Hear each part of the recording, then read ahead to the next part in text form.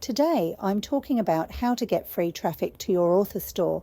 Authors generally think of Facebook ads for paid traffic, but there are also Google ads. But let's talk about free.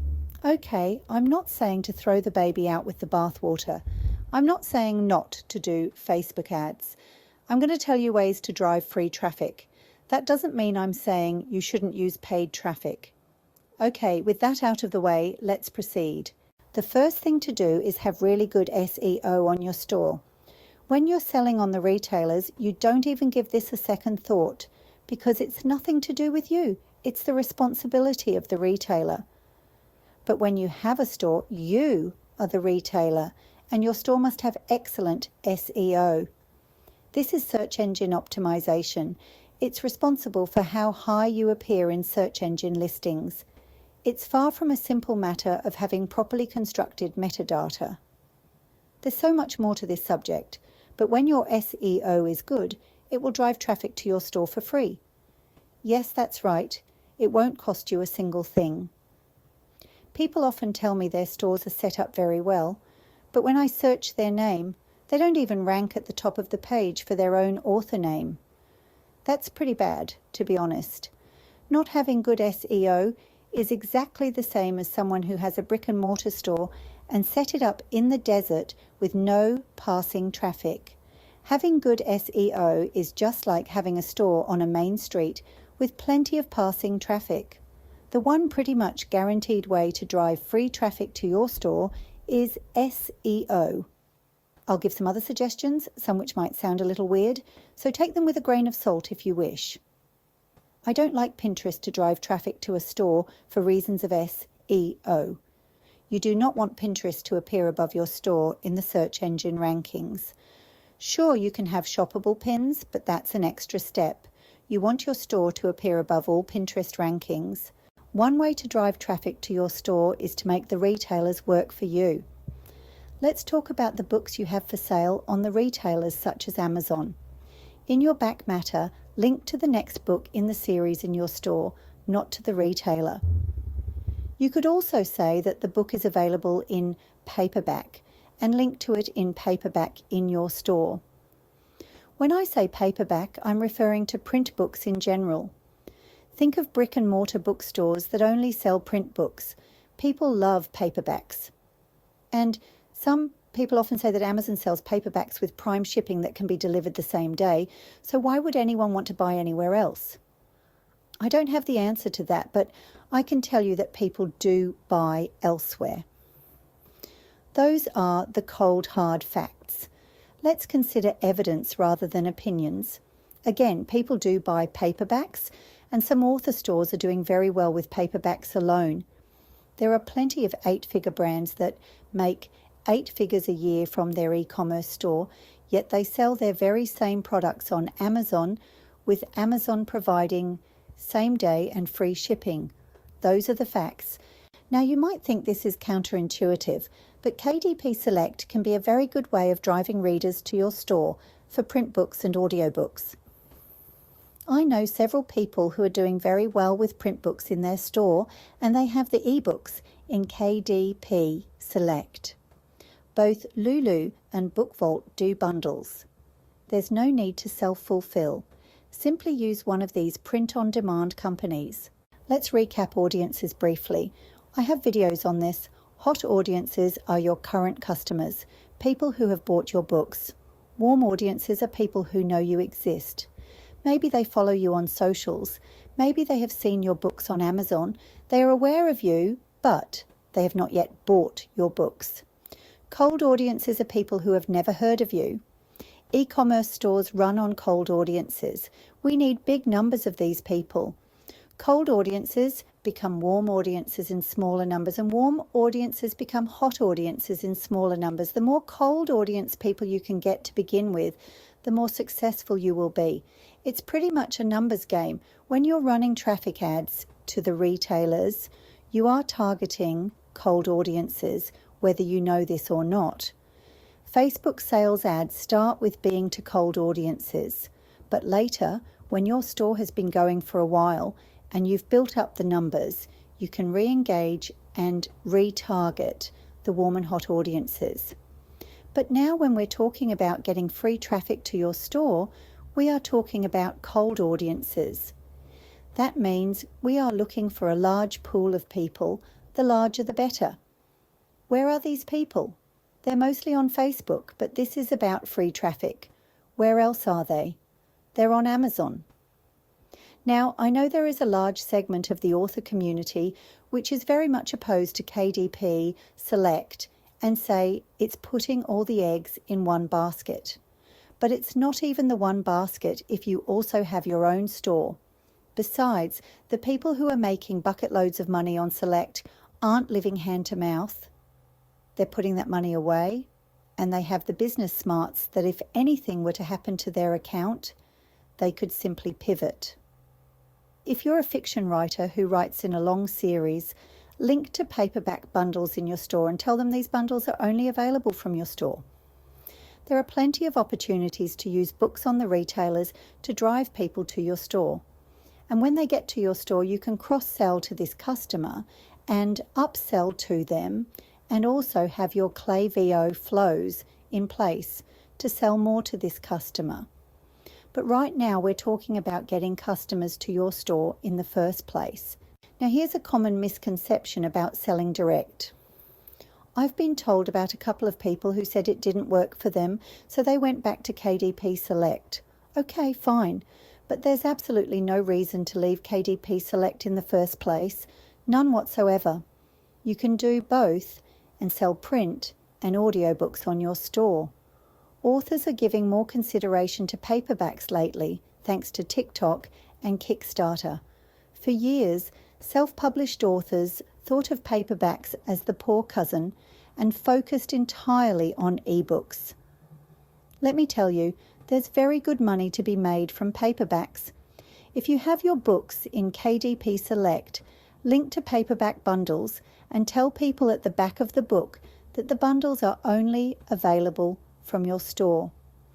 Now, let's say you have audiobooks and print books on your store and your ebooks are in KDP Select.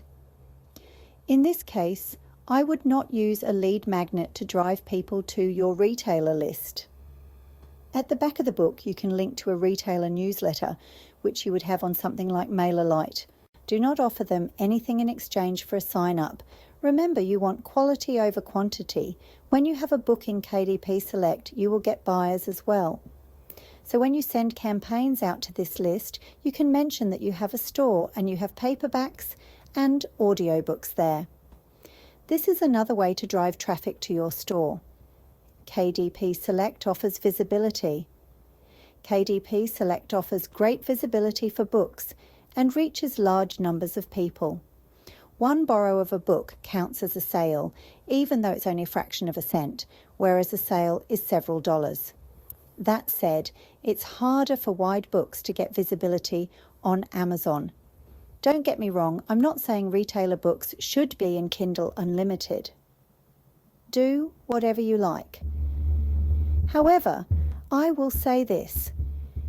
People can make a lot of money with KDP Select that they cannot make wide.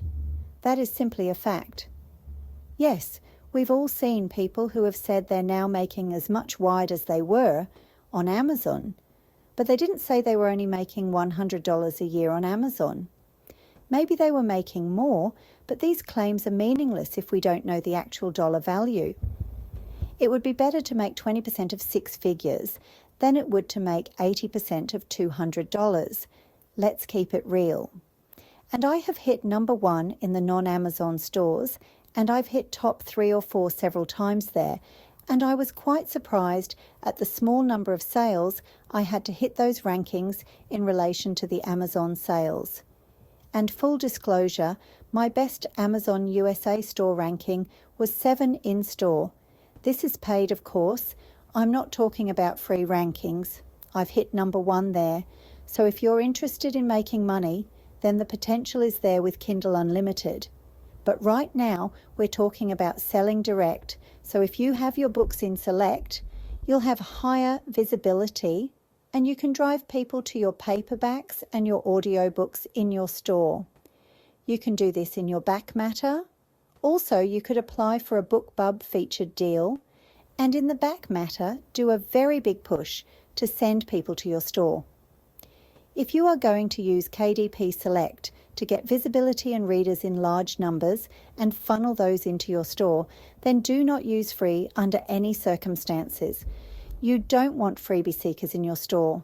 KDP Select will give your books visibility, and some of those people will be buyers. That is why I say to put the sign-up form to your retailer list, which would be on MailerLite, for example, at the back of the book, not the front. You want somebody to have read the book and then choose to subscribe and not get anything in return. That way, you're keeping many of the free seekers away from your retailer list. Yes, I know that the general author thinking is, the more the merrier on a newsletter list, but please remember, you are paying for these people, and people who won't click anything that doesn't have free in the heading are affecting your deliverability. That's a topic for another day. But for now, if you're using KDP Select as a strategy to get people to your store, then don't even think of using a lead magnet. And let me be very clear. You are not linking to Klaviyo, of course. You are linking to MailerLite or MailChimp or whatever. This is how it works. You have your book in KDP Select. At the end of that book, you have a sign-up form. You do not offer them anything for free. Tell them that they can subscribe for news and updates. They go into your list, hosted by somewhere like MailerLite, a non-e-commerce list, what I call a retailer list. When you send out a campaign to that list, you tell people about your store. Don't tell them in general about your store, but give them a link to a particular product. Always keep it tight and don't give them a choice. That causes buyer paralysis.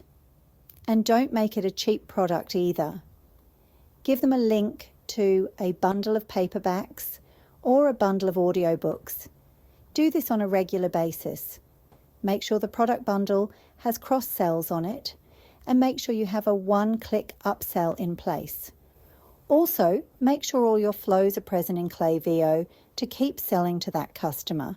And in the case of somebody with an author store, if you're selling paperbacks, you're building up an engaged customer base.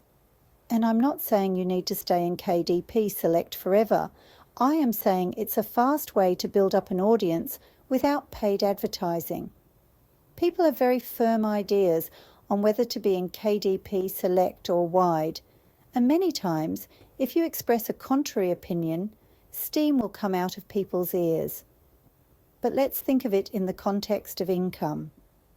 Do you want money or not? How much money are these people with strong opinions making? That's the key. Don't take advice from people who aren't making as much money as you are. Don't take advice from someone who's making $200 a month, even if they are a self-professed expert. I would call that common sense, but you would be surprised how many authors do exactly this. What else can you do? When you post on your socials, always include a call to action. Spell everything out for potential customers. Don't just talk about your book and then stick in a link. Instead, say click here to buy or click here to find out more about. Every time you include a link, it is imperative to include a call to action. You might think you're overstating it, but that's just in your mind. If you want more sales, always include a call to action. It's just the way it is. If you have a YouTube channel and you're monetized for shopping, tag your products so they will appear in your description. If you have your audiobooks on YouTube, then link to your audiobooks in your store. Even if you're not yet monetized, you can put links in your description. Put the most important link at the very top of the description so people don't have to scroll down to find it. YouTube drives plenty of sales for my store. Let me know in the comments below if you have a method of driving free traffic to your store, and don't forget to like and subscribe. I appreciate it.